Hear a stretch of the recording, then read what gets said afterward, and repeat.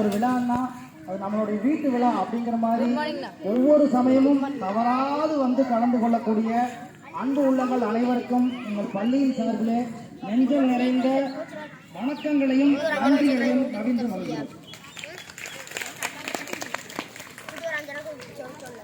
என்ன விஷயம்னா எல்லா ஊர்லயும் வந்து இந்த மாதிரி பேரண்ட்டுக்கு போய் பள்ளிக்கூடத்துல வந்து கலந்துக்கிறது இல்லை. அவங்களோட பள்ளியை பார்த்துட்டு இருப்பாங்க. ஆனா நம்ம பள்ளியை பொறுத்த வரைக்கும் நம்மளுடைய பெற்றோர்கள் நம்மளுடைய பள்ளியின்பால் பற்று கொண்டவர்கள் வந்து எப்போதும் வந்துடுறாங்க. நம்மளுடைய ஸ்கூல் இது நம்மளுடைய பள்ளி, நம்மளோட வீட்டில் ஒரு நிகழ்வுன்னா எப்படி வர்றாங்களோ அது மாதிரி வந்துடுறாங்க. அவங்க எல்லாருக்கும் மீண்டும் ஒரு முறை நன்றியை தெரிவித்துக்கிறோம். ஆனால் இப்போ வந்து கொஞ்சம் குறைவாக தெரியுது. அதாவது எப்பவும் வரக்கூடிய கூட்டம் காட்டிலும் இந்த முறை கூட்டம் கொஞ்சம் குறைவாக எனக்கு தெரியுது. நடந்த பார்வையில் குழந்தைங்க நீங்கள்லாம் போய் வீட்டில் சொல்லணும், சரியா? ஸ்கூலில் வந்து பேரண்ட் எல்லாத்துக்கும் வர சொல்லியிருந்தாங்களே இல்லையா? ஆனால் உங்களுக்கு காணும், நிறைய பேரண்ட் வரலை. ஆனால் அடுத்த முறை அவங்க வளர்ந்துக்கணும், சரியா? எல்லா பெற்றோர்களும் உங்கள் வீட்டில் இருக்கக்கூடிய அப்பா அம்மா எல்லாரையும் கூட்டிகிட்டு வந்துடணும், எல்லாரும் வந்துடணும், சரியா? சரி, இந்த குடியரசு தின விழாவுக்கு ஒரு 2 விஷயத்தை மட்டும் நான் சொல்லிடுறேன், நீங்கள் மைண்ட்ஸில் வச்சுக்கணும், சரியா? இந்த தேசிய கொடியை பாருங்க, என்னென்ன கலர் இருக்கு?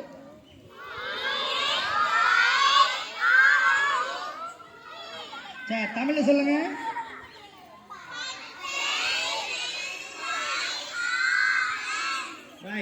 ஆரஞ்சுங்கிறது காவி நிறம். சரி, 3 கலர் இருக்கு. இந்த 3 கலர் ஏன் வச்சாங்க? எத்தனை கலர் இருக்கு?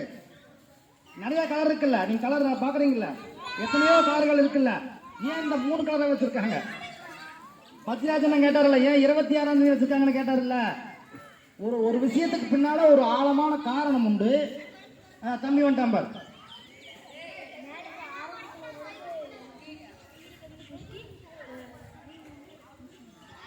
கைதட்ட அவனுக்கு பலம் இல்லாத எவ்வளவு தெளிவா அந்த மாதிரிதான் தெரிஞ்சுக்கணும். அதாவது ஒரு விஷயத்தை நம்ம ஆழமா படிக்கணும். எல்லாரும் பார்க்குற பார்வையில நம்ம பார்க்கக்கூடாது.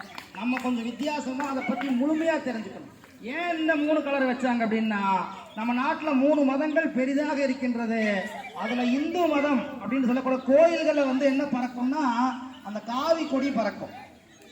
அதே கிறிஸ்தவனுடைய தேவாலயங்கள்ல வந்து என்ன பறக்கும்னு கேட்டீங்கன்னா அந்த வெள்ளை கொடி பறக்கும் தேவாலயங்கள். அதே இஸ்லாமியர்களுடைய மசூதிகள்ல இந்த பச்சை கலர் பறக்கும். 3 மதங்கள்ல 3 கொடி பறக்கும். அந்த 3ஐயும் நல்லா பாருங்க, ஒரு நிறம் அதிகமா, வெள்ளை கலருக்கு அதிகம், பச்சை கலருக்கு கம்மி, சிவப்பு கலருக்கு அதிகமா இடம் கொடுத்துருக்காங்களா கொடியில? 3 நிறத்துக்கும் சமமான இடம் கொடுத்துருக்காங்க. ஏன்னா 3 மதங்களும் சமம் அப்படிங்கிறாங்க. 3 மதங்களும் சமம் அப்படிங்கிறாங்க. அப்ப என்னன்னா மதங்களை வேறுபாடே இருக்கக்கூடாதுன்னு சொல்றாங்க. அதை இன்னும் கொஞ்சம் தாண்டி போய் பார்த்தா மனிதர்களுக்குள்ளேயும் இருக்கக்கூடாது. மனிதர்களுக்குள்ளேயும் எல்லாருமே சமம்தான். யாரும் வந்து ஏழை பணக்காரன் உயர்ந்தவர் தாழ்ந்தவர் அப்படின்னு எதுவுமே கிடையாது. 2 விஷயம்தான் உண்டு. ஒன்று நல்லவங்க, இன்னொன்று நல்லவங்க ஆக போறவங்க, அவ்வளவுதான். அதையும் கெட்டவங்கன்னு கூட சொல்லக்கூடாது. நல்லவங்களா ஆக போறவங்க. அது என்ன நல்லவங்க? நல்லவங்கன்னா யாரு? நம்ம திருவள்ளுவர் 1330 குறள் சொல்லியிருந்தாலும் ஒரே ஒரு திருக்குறள் போதுமானது. வாய்மை எனப்படுவது யாதெனின் யாதொன்றும்,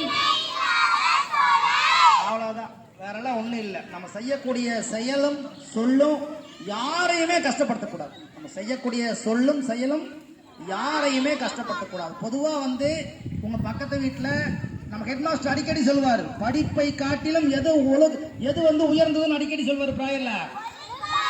அதுதான் தலைமை ஆசிரியர் அந்த விஷயத்தை அடிக்கடி சொல்றாருன்னா, ஒழுக்கம் என்பது உயிரினம் ஓம்பப்படும் சொல்றார் திருவள்ளுவர். ஒழுக்கம் என்பது உயிர் இருக்கு இல்லையா, நம்ம எல்லாரும் கை ரொம்ப முக்கியம், உயிர் தானே. அந்த உயிரை காட்டிலும் ஒரு படி மேலே இருப்பது என்னன்னு கேட்டீங்கன்னா ஒழுக்கம் தான். அந்த ஒழுக்கம் என்பது எப்போது இருக்குதுன்னா, ஒருத்தவங்க யாரையும் கஷ்டப்படக்கூடாது. எல்லாம் இதான், உங்களோட சொல்லாலையும் கூட கஷ்டப்படுத்தக்கூடாது, உங்க செயலாலையும் யாரையும் கஷ்டப்படுத்தக்கூடாது. அந்த மாதிரி உலகத்துல எல்லாரும் யாரையும் கஷ்டப்படுத்தல, எல்லாரும் எல்லாருக்கும் நல்லது செய்யணும்னா உலகம் எப்படி இருக்கும்? உலகமே எப்படி இருக்கும்? சூப்பரா இருக்கும், நல்லா இருக்கும். அந்த புதிய உலகம் யாரும் யாரையும் கஷ்டப்படுத்தாத, எல்லாருக்கும் சம இடம் கொடுக்கக்கூடிய அந்த உலகத்தை இந்த மாணவர்கள் உருவாக்குவீர்கள் என வாழ்த்து செய்தியை தெரிவித்துக் கொண்டு உங்கள் மீது நம்பிக்கை வைத்து பள்ளியின் சார்பிலே நீங்கள் நல்ல மாணவர்களாக, அதாவது இந்த ஊருக்கும் உங்களோட பெற்றோருக்கு முதல்ல உங்க அப்பா அம்மா உங்களை கஷ்டப்பட்டு படிக்க வைக்கிறாங்கல்ல, என்னைக்காவது ஒரு நாள் யோசிச்சு பாருங்க, அவங்க காலையில வேலைக்கு போயிட்டு சாயந்தரம் வரைக்கும் எவ்வளவு கஷ்டப்பட்டுட்டு வர்றாங்க அப்படின்னு. ரத்தம் வேர்வை சிந்தி உங்களை கஷ்டப்பட்டு படிக்க வைக்கிறது நீங்க படிச்சு ஒரு நல்ல வேலைக்கு போறக்காகத்தான். ஆனா வகுப்பறையில ஒரு சில மாணவர்கள் அதை நினைக்கிறது இல்லை. ஆனா அதை நீங்க மனசுல கண்டிப்பா வச்சுக்கணும். நீங்க எந்த மாதிரி வேலைக்கு போகணும்? நீங்க ஒரு 10 பேருக்கு வேலை தரணும், உங்களுக்கு கீழே ஒரு 10-20 பேர் வேலை செய்யணும். அந்த மாதிரி ஒரு வேலைக்கு தான் போகணும். நீங்களும் இன்னொருத்தரோட சேர்ந்து வேலைக்கு போகவே கூடாது. அப்படி ஒரு எய்மும் பண்ணவும் கூடாது. சரியா? நீ ஏதோ ஒரு வேலைக்கு படிச்சு நல்ல வேலைக்கு போகணும் சார், அப்படியெல்லாம் போகக்கூடாது. உனக்கு கீழே ஒரு 20 பேரு என்ன செய்யணும்? உனக்கு கீழே 20 பேர் வேலை செய்யற அளவுக்கு பெரிய வேலைக்கு போகணும். அதனால எல்லா மாணவ செல்வங்களும் ஒரு புதிய சமுதாயம், புதிய உலகம், யாரையும் கஷ்டப்படுத்தாத, யாரும் சொல்லாலும் செயலாலும் யாரையும் கஷ்டப்படுத்தாத ஒரு நல்ல உலகத்தினை நாம் படைப்போம். அனைவரும் சமமாக இருப்போம். நல்ல உயர்ந்த வேலைக்கு மாணவர்கள் அனைவரும் செல்ல பள்ளியின் சார்பிலே நெஞ்சம் நிறைந்த வாழ்த்துக்களை தெரிவித்துக் கொண்டு நல்லதொரு வாய்ப்புக்கு நன்றி கூறி விடைபெறுகிறேன். நன்றி.